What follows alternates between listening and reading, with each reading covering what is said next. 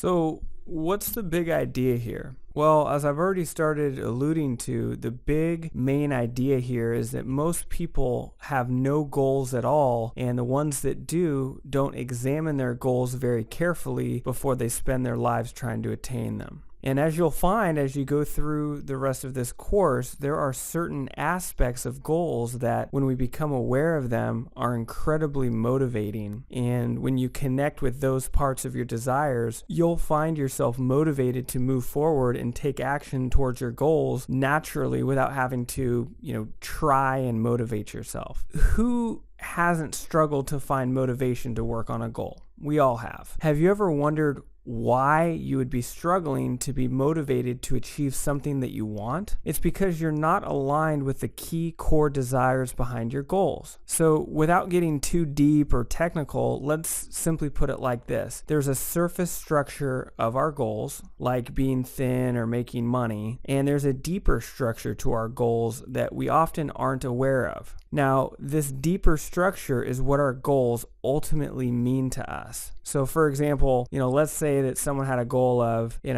they wanted to lose 10 pounds, okay? So that would be the surface structure. But if they drilled down, they might find that one reason they want to be thinner is because they want to feel confident when they go to the beach. So that would be the deeper structure of their goal. The problem is that these surface goals and surface structure of our goals don't always satisfy our real core desires. And that's one of the reasons why people self-sabotage and procrastinate, because they aren't aligned with their core desires. And this is also the secret to taking massive action towards your goals. What keeps people unmotivated is to keep trudging away without connecting with what we really want, the core desires behind our goals. When you really connect with those core desires and understand the meaning behind your goals, everything else falls into place. Personally, I find that most traditional goal setting practices fall short. They have you map out the specifics, but they don't dive deep enough to really connect with those core desires. And oftentimes the end result is a well mapped out plan that someone doesn't take action on. I know that I really used to struggle with feeling like I had a lack of direction. I would read in books and hear people telling me that I need to have a clear, definite purpose, and I need to have a